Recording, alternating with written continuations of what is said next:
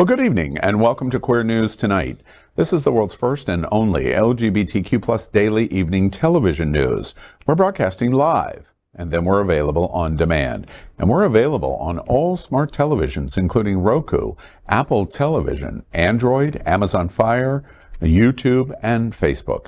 It's time to queer up the news. It's Wednesday, July 5th, 2023, and we're live and literally out of the closet and into the headlines. So many of your important stories we're going to tell this evening on Queer News Tonight.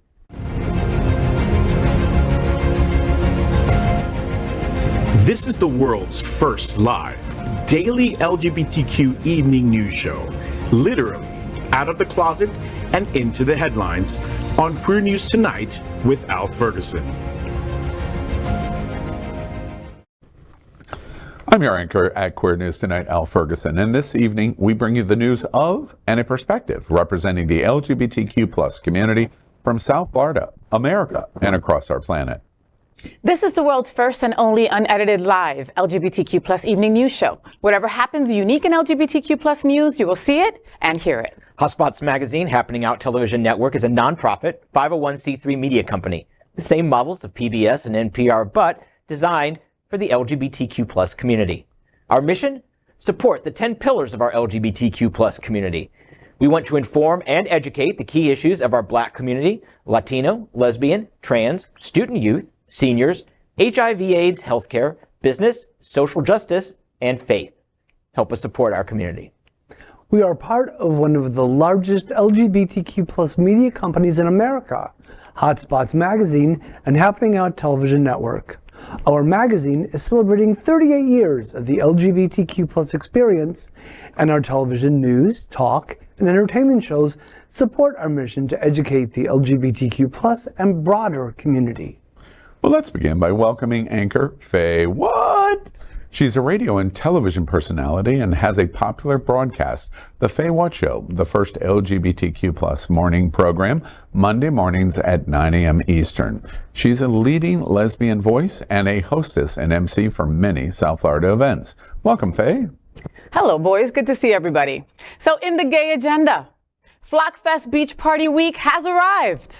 FlockFest 2023 began this week, and one of the most exciting events of the fest will be this weekend. Saturday, July 8th will be one of the nation's great LGBTQ+ beach parties called FlockFest. FlockFest is an LGBTQ+ nonprofit that raises money for the LGBTQ+ community and special needs. The party will be held at Fort Lauderdale Beach from 11 a.m. to 4 p.m. The event will be hosted by DJ Maniero and me, Fay What? A highlight is the cabana decorating contest with famed fashion designer Andrew Christian. Hunter's Nightclub, Wilton Manors, is the presenting sponsor for the event. Online tickets are already sold out. Boo. So now the only way to get tickets is to go to FlockFest is to win them at Lit Drag Bingo this Thursday with the incredible host Daisy Dead Petals. Or go get tested for HIV at Midland to get Splash General Admission pool party tickets. So for more information, go on over to flockfestevents.org. Now let's welcome John Hayden, a journalist for 28 years. He's been a major voice in commercial television news. He is the senior reporter and community editor for Out South Florida. Welcome, John. Thank you very much, Al. In the gay agenda, POZitive Attitudes has weekly meeting offering support. POZitive Attitudes is an HIV-positive gay discussion group that meets every Wednesday from 7 to 9 p.m. at the Art Serve building at 1350 East Sunrise Boulevard in Fort Lauderdale. It is a peer-led weekly meeting for HIV-positive people that conducts various weekly activities such as discussing gay and HIV issues, playing games, just watching movies. Let's welcome anchor Gregg Shapiro, an inductee into the Chicago LGBT Hall of Fame. Gregg is the author of 9 books. His entertainment coverage, including celebrity interviews, runs in many print and online publications across the USA. Welcome, Gregg. Thanks, Alan. Speaking as one myself, I'd like to wish everyone a happy National Workaholics Day. In the gay agenda, nobody at this table. The gay agenda, Wednesday night Prose Club returns July 12th. Lovers of the written word can enjoy the return of Wednesday Night Prose Club. The LGBTQ plus social organization is designed to highlight attention on queer poets, authors, and other written storytellers. The club is a bar, poetry, and written word social event. This unique reading event will be held at Bona Italian Restaurant's Aperitivo on Wilton Drive. The July 12th event will feature Jonathan Harper and his book, You Don't Belong Here. Selections will also come from his short story collection called Daydreamers. I am hosting this must event for literature lovers in the queer community. Well, we are the reporters for Queer News Tonight, and this evening we begin with our queer headlines. The LGBTQ plus community in South Florida and across America is diverse. Our community across the world is vast, and here are the bullet points of the queer news for today, Wednesday, July 5th. We begin by queering up HOTspots. HOTspots magazine will be on stands tomorrow, and it celebrates Foodies. HOTspots magazine's new issue will be on stands from tomorrow and celebrates the hottest food trends for the summer. Check out this sneak peek of the cover that we're showing you and grab your free copy of the magazine to explore the recipes for delicious food items that are a must-try this summer. The magazine has left no stone unturned to offer readers a variety of recipes for summer drinks and food items that are easy to make and tasty. The issue of HOTspots will tell you how to prepare, for example, grilled sweet potato and blueberry salad, a recipe courtesy of the North Carolina Sweet Potato Commission, there is such a thing, and Andrea Mathis of Beautiful Eats and Tastings.com. As we all agree, hardly anything beats a cold, refreshing drink on a hot day, and hence the magazine has covered a few quick and tasty beverages to beat the heat, like, for example, fizzy orange pineapple punch, or you might want to try strawberry spritzer and frosty grape hibiscus slush. It is never just about beating the heat and eating good food. These days, it is also about adopting healthy habits. Hence, the new issue of HOTspots has brought to its readers a heart-healthy and tasty summer meal recipe like Hawaiian huli huli chicken, along with plant-forward picnic recipes for sandwiches like a portobello mozzarella and sides like apricot Brussels sprouts coleslaw. Last but not least, the issue also has a recipe for your favorite desserts like fudge, energy balls, and brownies. Make sure to grab your copy that will be on stands tomorrow. He's hunky, the guy on the front. Cute. I don't know who he is. Like, I know who Andrea Mathis is, and she's just simply divine, right? But the cutie guy with the apron on was super hot. And I love that. Can we see him again? Can we see him again, Steve? Is that okay? He was super cutie. We need to see him again. That's 7% of me that likes boys every once in a while. It's like, oh yeah, who's that? He's cute. He can make me a blueberry, what was it? Yeah.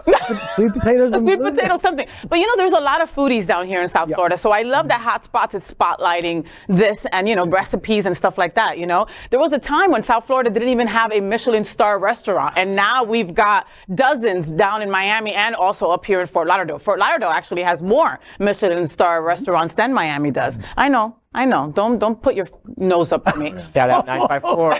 Shout out 954. But I mean, I love this, and what amazing summer recipes for us to enjoy. Look, I'm a foodie, but I can't cook. But I can complain about other people's cooking. You know, one of the things I really love about the story and the cover is, you know, at HOTspots magazine, happening on television networks, we only tell the news all the time, Oh, wait. Maybe we don't. Maybe we do focus on beautiful men and women. I think it's hilarious that we can do a focus feature of the magazine coming out tomorrow and it be on food, and somehow we can still weave the beautiful man. Yes. Oh, he can knead my buns anytime. I don't know how comprehensive this list is going to be because they did not come to me for my amazing Jello shot recipe or for my special fudge or energy balls recipe. So we'll just leave it at that. You can at me or hit me up at johnh@happeningout.com. The most important thing is pick up HOTspots at stands, newsstands everywhere in South Florida. Is that the most important? That is. It is, for sure. Next, let's queer up out South Florida. FlockFest heads back to the beach. In this week's Out South Florida, I look at what was once a day of quirky fun at the beach that's now a week-long event, raising money for the community and raising joy in South Florida. You'd recognize FlockFest pictures from the sea of inflatable flamingos floating off Fort Lauderdale Beach. But the work they do is year-round. They hold fundraisers and parties every few weeks. But this week is the week. Saturday's event at the beach and Sunday's pool party are sold out, but you can win tickets Thursday at Lit during bingo. Later that tomorrow night, Thursday, is Leather and Feather Party at Eagle, and Friday is Flock the Block at Hunter's Nightclub. Over 8 years, FlockFest has grown into a staple of the mostly empty summer party schedule. And founder Stephen Crawford says it's been deliberate, telling me, quote, "It keeps building on itself. We focus on getting our brand out there," end quote. This year, they have new inflatable bars, a bigger dance area, and nearly twice as many cabanas. And there's going to be a cabana decorating contest. And who are we to judge? Well, FayWhat is one to judge. He's going to be judging the contest. And in the article, you tell me a little bit about what you're going to be looking for. But tell us, what's going to catch your eye on the beach Saturday? Listen, don't grab a bunch of progressive flags and put it on your cabana and say you're done. Don't grab one of the flamingos from the water and stick it up and say, I'm done. You know, I want lights. I want colors. I want something different. And it's not just me judging. It's me and Andrew Christian. And he is like real detailed about what he wants. He wants it to pop out. And he's saying that it's got to be the only cabana he looks at. He's got all these things that he's looking for. I'm just looking for vibrancy, color. Let me just be like just amazed by your cabana, and you've got my points right there. Yeah. Well, does anyone know if the flamingo-fueled FlockFest folks, if they ever contacted Mr. Pink Flamingos himself, our filth elder John Waters, to come to town and host a FlockFest event? Wouldn't that be great? Yeah. That would be cool. I would most certainly be I would love to see him on a big pink flamingo. Yeah. So you're looking for a lot of things. But Andrew Christian, and I've seen his underwear strictly for professional reasons, and he always seems like less is more. So is he going to take way less is more? Yeah. Just get it out on the table immediately. I was at Gay Days. He was at the DoubleTree at the Gay Days Hotel. He hosted a couple of parties and events. I watched very closely. He had a cabana at the pool. I watched very closely how he decorated it. No one on Saturday will be decorating the cabanas the way Andrew Christian does. Was that good? Let's get that off the table. He decorates his cabanas with boys. Oh, see, you're faster than Greg. I'm gayer than both of them, Al. Exactly, right. But it's going to be a lot of fun. Yeah. It's going to be a great time. Next, let's queer up South Florida and Florida. Thousands braved the rain to stand up for equality at the We the People March. Across the street where you can see tents have been set up. There's preparations ongoing for the stage. They are getting ready for this event to kick off at about 10 o'clock. This is called the We the People National March. And what the organizers here say is that they are protesting recent laws and Supreme Court decisions that they say attack marginalized groups. Just a short time ago, I spoke with David Hogg, who gained some popularity after the Parkland massacre, spoke up very forcefully about gun safety and gun control issues. I also spoke with a trans influencer from Los Angeles who is here in town for this event. Her name Gia Gunn. She talks about what it's like living as a trans person in this political climate. Thousands of protesters, dozens of partnered organizations and local leaders gathered at Esplanade Park in Fort Lauderdale Sunday as part of a national We the People rally and march hosted by the AIDS Healthcare Foundation. A spokesperson for the organization said that clickers at the event counted 4,200 marchers who braved the midday rain to make their voices heard. Sunday's South Florida March was one of 4 happening across the country through AHF. We the People marches and rallies were also held in California, South Carolina, and Texas. Attendees said they wanted to make their voices heard on several issues, particularly those centered on civil rights. The marches came on the heels of several Supreme Court decisions making headlines, including one in which the court ruled that a Christian wedding website designer did not have to extend her services to a same-sex couple. Sunday's march also happened just one day after new laws took effect in Florida, including HB 543, no longer requiring Floridians to have a government-issued permit to carry a concealed weapon. A small group of counter-protesters could be seen in the park as well as during the march in the city streets, donning shirts that read "Guns Save Lives" and carrying a flag that said "Come and Take It," with the image of a gun. But protests remained peaceful, with security and Fort Lauderdale police also in attendance. So I was there, and I have to give a big shout out to Sun Sentinel for putting me on the front page as I was like marching before I got drenched to filth, right? But Al, I mean, the organizations that were there were all the organizations that we love and that we support and that support us, plus women's organizations, black organizations, indigenous peoples organizations. There were so many incredible organizations that the rain didn't stop them from showing up and marching. It was just an incredible event. It was super powerful. You know, me and John walked for a while, and just the different people that came out. There were people in wheelchairs. There were people. I mean, there were just disabled people that just felt that they had to come out and let their voices be heard. You know, I thought it was great. I have to give a big shout out to Ebony and all the folks over at AHF for everything that you did. The incredible speakers that you brought. Debbie Allen, Al, you would have gagged. Debbie Allen was just incredible. Someone told me that Gia Gunn was there. I didn't see her. She didn't speak, so I have no idea, but I saw backstage pictures of her. So thank you for helping us. Thank you for supporting us. But it was really a wonderful, wonderful event. One of our anchors, Harold Marrero, was also one of the key speakers. It was a well put together event, and they should really be proud. John, what do you think? Oh my gosh, it was so powerful to be there, and I've covered a lot of rallies, and this one, I predicted that it would, and it did. It just felt different. There was like real energy, and hopefully all the groups that came together will capitalize upon it. They will be able to say, okay, now we know about you, and we're going to use your guys' resource, and we're going to lend you our resources, because it's all about building on what we did that day. If we just go out there and say, oh, this was a great moment, and then do nothing to follow up, then it's a wasted day. But I don't feel that. I feel like there's some real momentum coming out of this, and that gives me hope. And special shout out to, I'm going to call them the Wheelchair Brigade, because it started pouring right before we started marching. And I still saw at least a dozen people either wheeling themselves or being pushed in their wheelchairs. They were not leaving. They were generally older, so they've been through the fight. And no shade if they'd have gone home. But they stayed. Yeah. God bless you. I love you. And that gives me chills, because at that moment when I was bitching about the fact that I had just gotten a beautiful blowout the day before and it was ruined, then I look over with John and I'm like, what the hell am I bitching about? You know, like, wow. Funny, when you said beautiful blowout, I wasn't thinking. It was really amazing to be there with so many like-minded people. That was incredible, because I mean, this isn't like seeing this in Fort Lauderdale as opposed to like New York or DC or Chicago. This was incredible to see this kind of turnout. If there only had been a few less speakers, the march could have started sooner, and then perhaps avoiding the deluge that followed the rain. But still, it was very exciting. And David Hogg from Parkland, yes, Survivor. Yes. He was a de facto, along with Debbie Allen, the keynote speaker.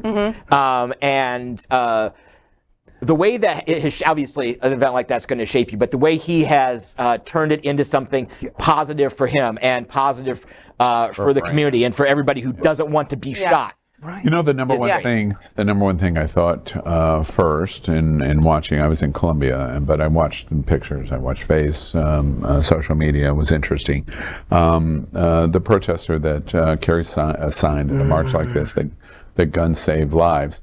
So this is on Sunday. It was Sunday. Sunday morning, yes. Sunday morning, and today, as we do Queer News Tonight live, I think about that person carrying the sign, "Gun Save Lives." On Saturday and Sunday, 50 people in America were shot in mass shootings. Yeah, they save a lot of lives, and it's a reflection of how really morally and ethically terrible a sign like that at an event like this is. So make sure you know your enemy, because that's where you have to start. The other thing that I think is really interesting is I invite you to watch an interview that I've done on Unapologetically Queer. We published it last week in our broadcast with Ebony Crispin. She talks a lot. It's about a 40-minute interview, but she does more than I've ever heard her do before in talking about AHF's mission and why they would be involved in this.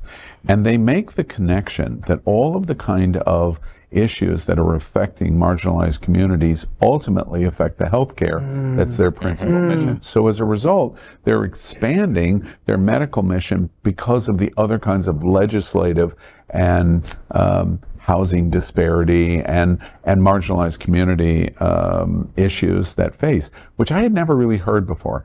And AHF, of course, is the giant in AHF or in HIV, and I thought that was interesting in helping architect this event. The other thing that I thought was interesting is she made it clear instantaneously that the We the People March is not a queer event. It's not an LGBT event. And I thought in hearing her before the event, I thought this is very odd that you would say that, because AHF is founded and a president is gay. It serves so many LGBT organizations. So I thought it was odd until I watch what they do, because their invitation to marginalized communities is, we in LGBT have the same kinds of issues that women have on their own decision-making of controlling decisions on their own body, or people of color, or faith diversity issues like a Jewish faith and anti-Semitism that's going on, immigrants issues. Undocumented, for sure. And undocumented. And I think one of the things that I come away from this march, I'm sorry I couldn't be there, of course, but the one thing that I come away from is it's as close as we've come, which I think is really what I feel. You're saying it's not New York, Chicago, Washington. This is kind of strange because it's here, and what you thought it was going to be in Sentinel moment, and your observation, the reason you're in the Sun Sentinel photo, in my opinion, when I saw it, I thought bullseye first, but the reason why it was a bullseye is you're standing in a group and you clearly see it's Fay, but she has her fist and her arm in the air. That's the reason that picture was pretty, of course. But that's the reason that picture was there, because it was unusual for South Florida. You see a young woman with her arm in the air with a clenched fist saying, we're not going to take it anymore. That does not mean exclusively LGBT. It doesn't mean women. It doesn't mean immigrants. It doesn't mean faith diversity. It doesn't mean people of color. It means all of us. And that's what comes away from this march. It's a good start. Now we want to see it over and over and over. Next, let's queer up politics. DeSantis accused of homophobia by conservatives after releasing anti-Trump video. A prominent group that represents LGBTQ plus conservatives, known as the Log Cabin Republicans, says a video showed by Ron DeSantis' presidential campaign that slams rival Donald Trump for his past support of gay and transgender people ventured into homophobic territory.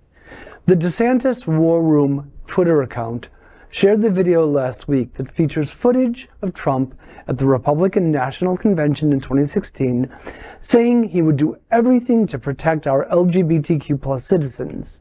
The video also highlights LGBTQ for Trump t-shirts sold by the president's campaign, and his past comments saying he would be comfortable with Caitlyn Jenner, the former Olympic decathlete who came out as a transgender woman in 2015, using any bathroom at Trump Tower, and okay with transgender women competing one day in the Miss Universe pageant, which Trump owned at the time of those remarks.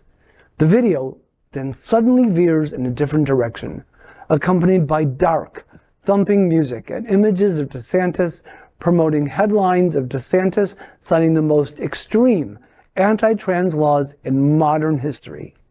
The Log Cabin Republicans' Twitter account posted a message criticizing the video, saying young voters and swing states might alienate him after the campaign. The post said the rhetoric, quote, has just ventured into homophobic territory. I will do everything in my power to protect our LGBTQ citizens. If Caitlyn Jenner were to walk into Trump Tower and want to use the bathroom, you would be fine with her using any bathroom she chooses. That is correct. In the future, can transgender women compete in Miss Universe? Yes. Make America great again. Psych!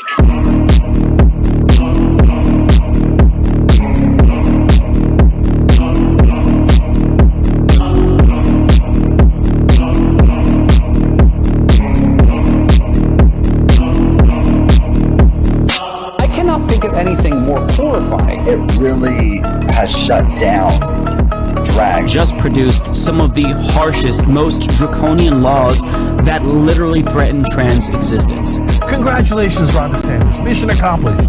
You win.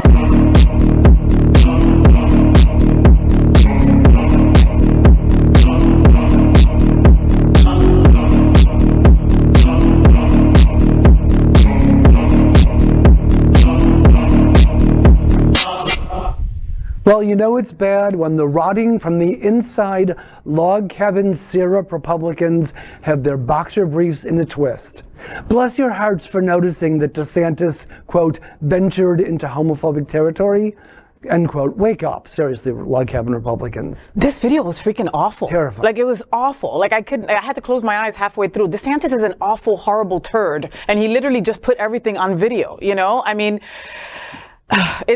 there are no words to express how much we hate Trump, right? And Trump kind of opened the door for all this, right? But DeSantis walked right through and kept on going, you know? And so it's like, who's the lesser of both evils? You know, he starts off by saying, oh yeah, Trump said that he was supporting all of you, but I'm really breaking all the rules, and I'm the one that's banning LGBTQ plus, et cetera, blah, blah, blah. But I'm confused. I'm really like taken aback by this video. It was just freaking horrible. Well, the thing is, we already know.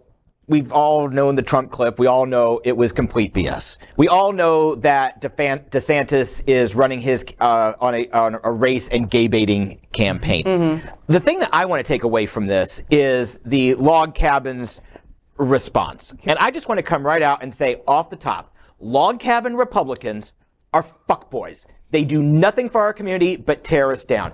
Here's part of what they said in their response. Ron DeSantis and his team can't tell the difference between common sense gays and the radical left gays. He sadly sees them all the same. And the national president said, you could have gone after radical queers, Ron DeSantis, but instead you went after the ones who win the GOP votes and get Republicans elected. Oof. Okay, they didn't just, they said, okay, no, this is bad. But then they said, no, don't look at these gays. They directed their anger at They said, no, these are the gays you need to go after. I mean, because they're traitors. They're traitors. God, these people are terrible, awful people. Do not be seduced by their, oh, well, we're for fiscal and, we don't like all their radical trans stuff or whatever. No, these people are bad. They are bad for every single person in this community. If you know someone, unfriend them, send them a text telling them they are blocked. These people are not worth our time, oxygen, or spit. Well, as the late Harry Hay would say, they're homosexuals, they're not gay. Mm. I have a slightly different view, and the reason I have a slightly different view is our surveys do indicate that approximately 27% of our community voted for Donald Trump in 2016. And from my seat, we have I hear loud and clear. Wow. But we have an obligation to at least try to continue to get them to the table to explain their point of view. It may be unexplainable, but at least I am still committed, and over the next 17 months to be able to do that. One of the things that I do want to say about the video is your observation to me, Faye, is really interesting, and I want to close my eyes and I want to stop. It is so disturbing. Don't you wonder when you're watching this video, I've said this 1,000 times, my litmus test is to remove queer and insert other marginalized black groups. Insert it. And what would happen? Now, I could very much imagine if there was social media like a Facebook, Twitter, where this posted, if it existed in 1958, this would be Governor George Wallace of Alabama's strategy to run a commercial for his election to run for president of the United States against the black community. And it largely would be successful against for the base that he's pitching for. Wow. So as a result, you can replace this video with George Wallace in 1958 and I think come to the exact same conclusion, which is why I think you reacted the way you do. Well, let's take it even an escalation greater step. Can you imagine if there was Facebook and Twitter in 1938 and the Socialist Party in Germany, led by Adolf Hitler, ran a commercial like this in an election cycle against Jews. Wow. The base in Germany would eat a commercial like that up Completely. Well, yeah, he did have... Just like what we just watched. Yeah. So as a result, the strategy is exactly the same. Hate strategy, he's not creating a new strategy. He's just repeating the strategy of some of the most horrific people that we've watched in history over the last 100 years. The one other thing that I would say that I think is really important about this, clearly, I talk about the governor over and over and over and over and over and over again. But there's a reason why. I have to argue with people at Queer News Tonight and publicly in different events that we do, et cetera, and so on, that Ron DeSantis is no friend of the LGBT or other marginalized community, Black, women's choice, Jew, Hispanic, immigrant, et cetera. And the argument is, no, these laws are not homophobic. They're not aimed at the community. They're deciding. The reason why he did the news conference yesterday with his daughter, he basically had her in a headlock in the photo op of the speech that he was doing in, I believe, New Hampshire. And the reason is because he's trying to sell, see what a good father I am by headlocking my daughter right with me on the stage. And she can't breathe and she's waving her arms. She can't breathe. But he's doing that to sell a message of parental rights. Protect children, protect children. He's taking an old page out of an old playbook. Okay, he can do that. But I think the most important thing about this commercial is please do not confuse for one moment that he has any empathy for the LGBTQ community at all. If he could destroy us and wave a wand to do it, we would all be gone tomorrow. That's what you learned in that video. Don't kid yourself on any other conclusion. Well, next, let's queer up courts. Anti-LGBTQ plus Supreme Court ruling based off case involving fake customer, a Christian graphic artist who the Supreme Court ruled can refuse to make wedding websites for gay couples, was referred to during the lawsuit in a request from a man named Stewart and his husband-to-be. The twist? Stewart says it never happened. The revelation has raised questions about how Lori Smith's case was allowed to proceed with such an apparent misrepresentation and whether the state of Colorado, which lost the case last week, has any legal recourse. About a month after Alliance Defending Freedom filed the case in Colorado federal court in 2016, lawyers for the state said it should be dismissed partly because Smith hadn't been harmed by the state's anti-discrimination law. Smith would first have to get a request from a gay couple and refuse, triggering a possible complaint against her and a lawsuit. In a February 2017 filing, Smith revealed she had received a website request form submitted by Stewart on September 21, 2016, a few days after her lawsuit was filed. Lawyers for Colorado wrote in a brief to the court saying it did not amount to an actual request and verification proving the authenticity of the customer is not done. Stewart talked to the Associated Press saying he didn't even know his name had been invoked in the case until he was contacted by a reporter for the New Republic.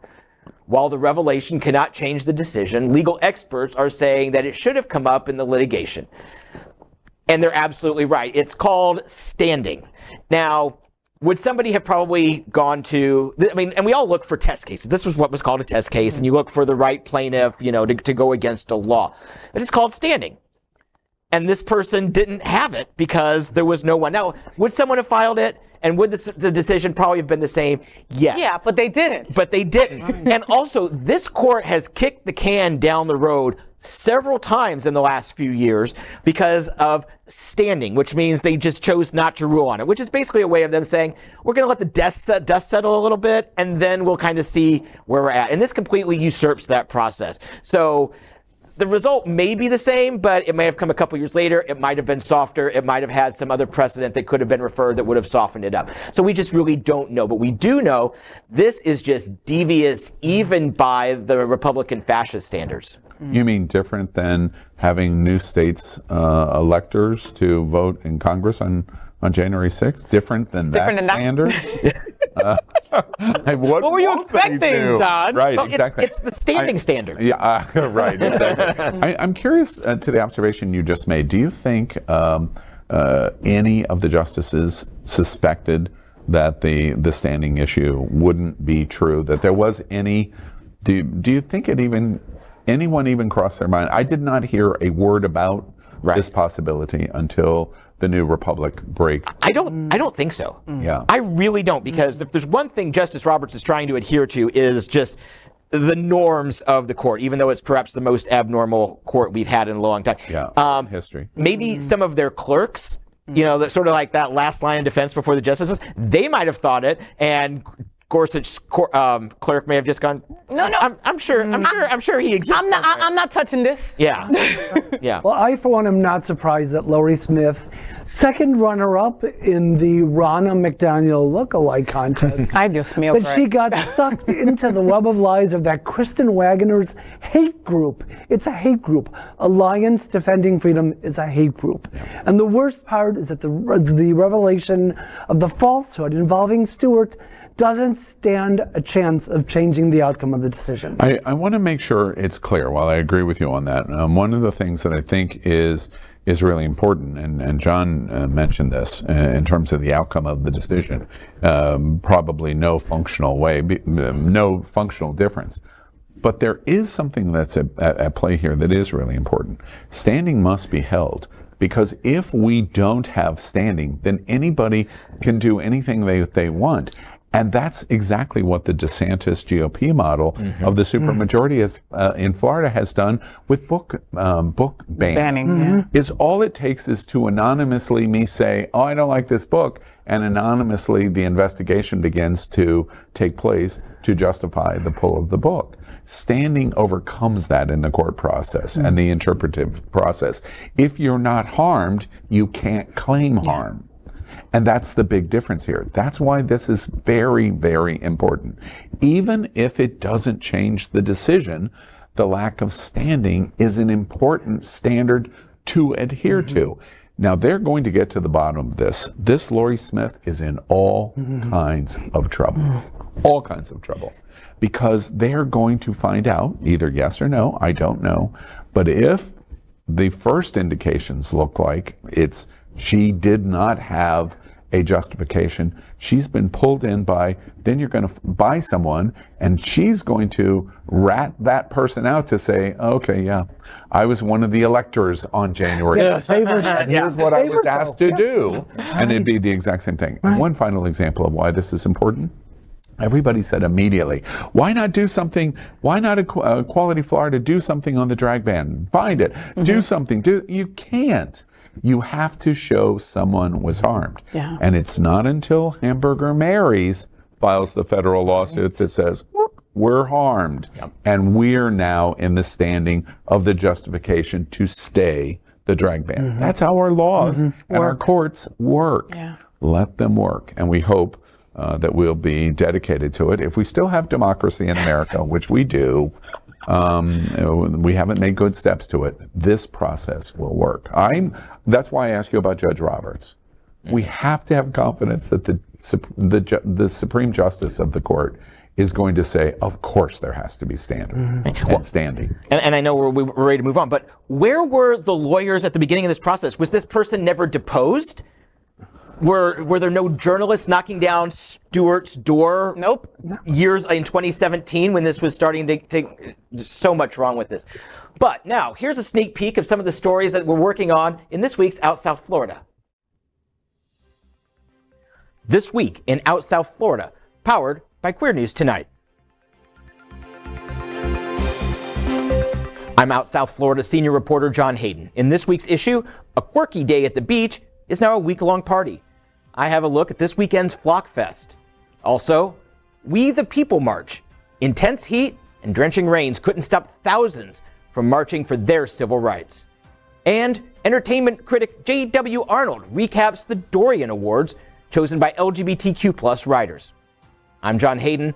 Those stories and more in Out South Florida, on stands now, and always updated online. Next, we are proud of our special partnership with Sunshine Cathedral, the world's largest queer church right here in Fort Lauderdale. Supporting that partnership, we're broadcasting from our permanent set here at Sunshine Cathedral at the Happening Out television studios. We broadcast Sunshine Cathedral Sunday International Service at 10:30 a.m.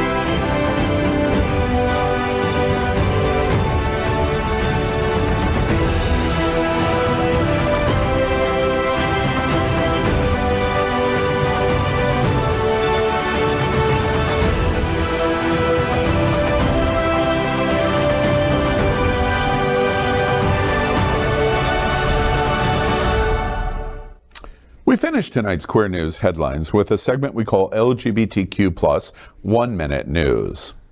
In LGBTQ plus 1 Minute News, let's queer up gay culture. North Worcester County, Massachusetts' first Pride Parade is rapidly approaching.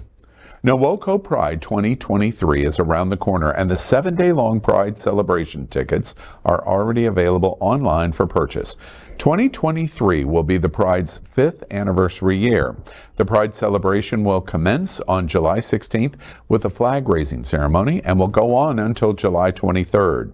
The Pride event will feature activities like the Gardner City Hall lighting, Remembering Stonewall, Intersectionality and Equality Forum, an LGBTQIA+ movie night, a drag story time, a Pride parade, of course new, and Pride after party, high heel dash, closing tea dance, and much more. State Representative Natalie Higgins will be the Grand Marshal of the first annual Pride Parade, a new addition to the entire week-long event lineup.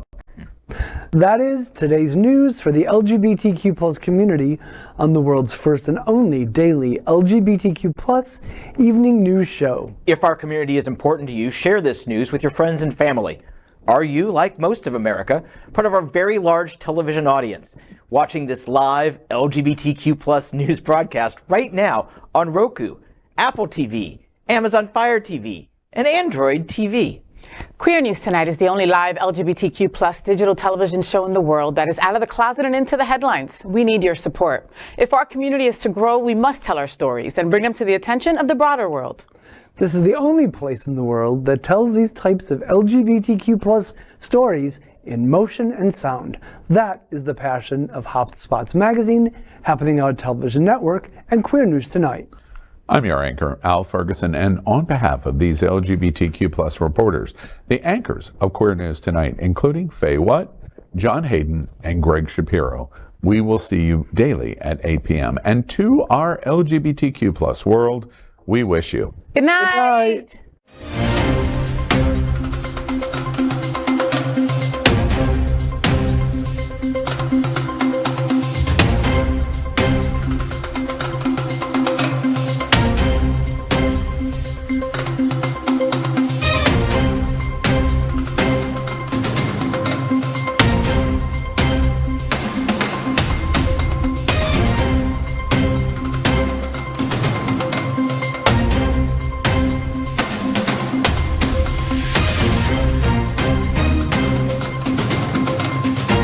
We are Queer News Tonight, the world's first and only live daily LGBTQ plus evening news show, brought to you from Happening Out Television Network. We operate in the same model of PBS and NPR, but for the LGBTQ plus community. We educate, inform, and entertain by supporting the 10 pillars of our LGBTQ plus community, with more than 100,000 a week watching us on Roku, Apple Television, and other channels. To keep the story going, we accept donations with 100% transparency. Stay updated and live authentically with